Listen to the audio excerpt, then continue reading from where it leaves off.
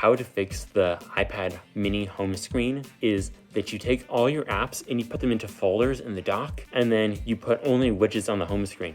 And it makes it much less clunky and with only widgets on there. And it works in vertical and horizontal orientation well. I have my Things 3 widget, which is the biggest widget on there. I have my standard Apple Calendar app right there, and then the Apple Siri suggestion apps, which I find are pretty helpful. But then the weather, because you never know what the weather is, and when I'm going on bicycle rides, it's important and things like that. And especially when we go back to school as students. And then all my shortcuts that I run often on the homepage, and then how amazing Drafts is and the automations that it can use, like new app with dictation, so I can tap that in, bring me into when a new file and start dictating. Then plus is just new, and then inbox is bring me to the inbox, and then dictate is dictate in the current note, and then search, and then scan document, and this is change profile, so I can change it like from dark mode to light mode, or change the text, or an automation utility,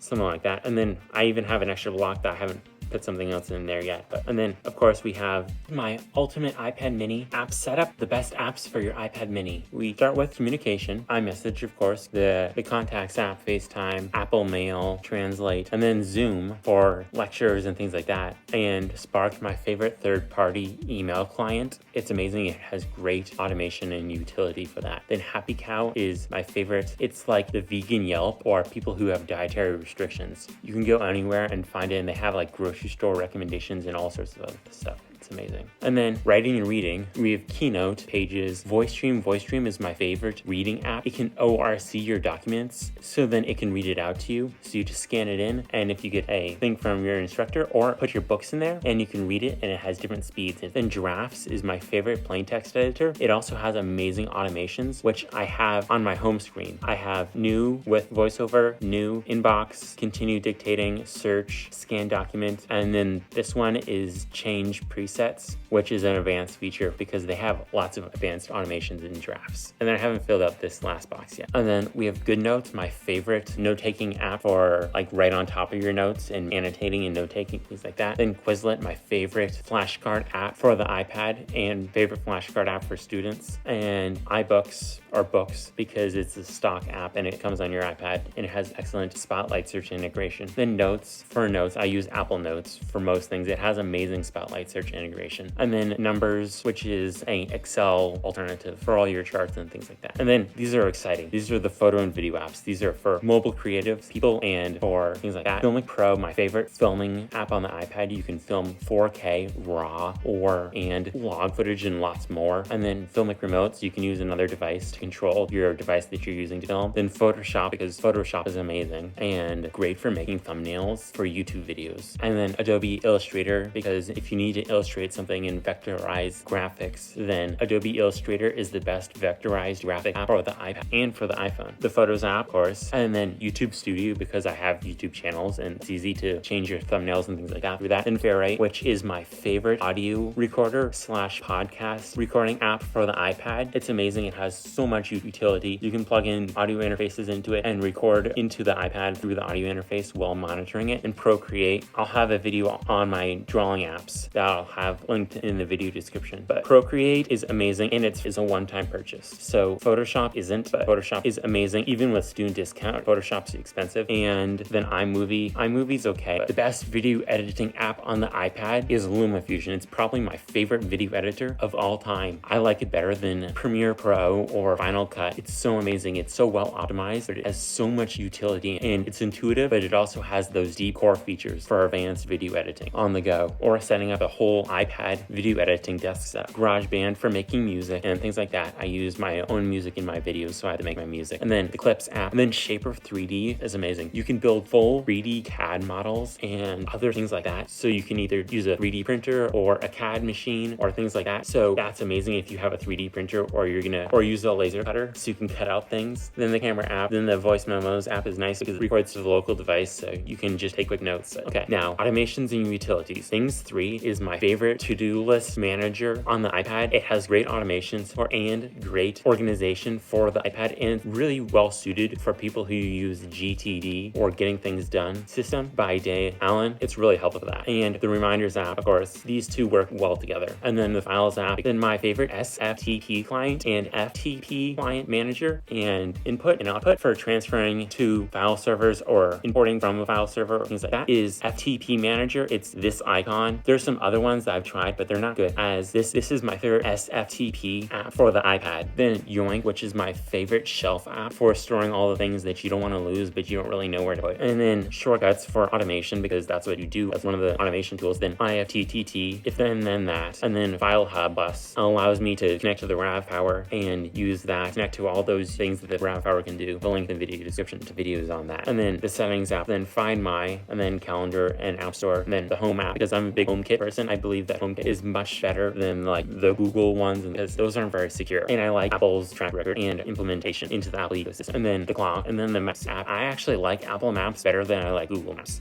which is a controversial statement. But tell me in the video description, are you an Apple Maps person or Google Maps or some other app? And then if you're a vegan, this is amazing. Is it vegan? This will scan a barcode, or you can hold the thing above a package and it'll look at the package and using the camera or and LiDAR sensor, if you have a LiDAR based iPad Pro or iPhone, and tell you if it's vegan, and also populate any food, health and safety warnings that if there's any like recalls or anything like that. So everybody should have it, even if you're not vegan. And then Charles Schwab for my investments and things like my stocks. I use Charles Schwab, and then the Tips app for when new iOS versions come out and things like that. The Measure app, the Magnifier app, and the Apple Store app. I don't really use these very often whatsoever. That's why they're on a separate page, so they don't clutter up my main page of automation and utility tools. So tip, if you don't use it very often, put it on another page.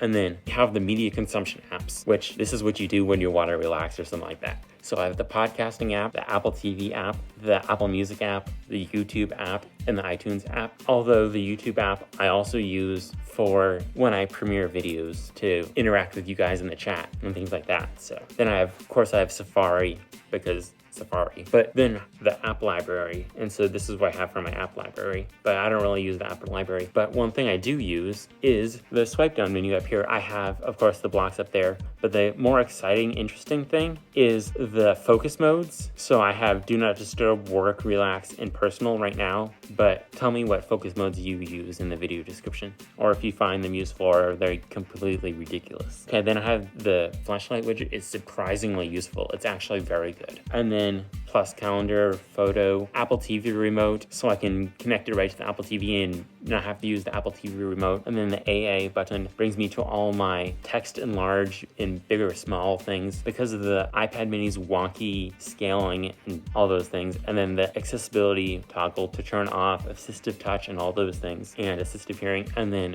I also have a widget that turns it from dark mode to light mode. So light mode, and then this is my home screen. Dark mode, this is my home screen for my iPad mini. Okay, and then of course I have the recording because I'm currently recording. And then my downstairs, these are the lights in our house, and that's the HomePod, so you can turn it on and off. And then the rotation lock, which is actually kind of helpful. So if you want to turn it and you are lying in bed and it keeps on rotating, you want to keep it in full screen mode when you're watching Netflix or things like that. That's super helpful. Okay, so tell me in the video description, what's your favorite apps for the iPad mini or iPad apps in general? So check out one of these videos for more iPad content.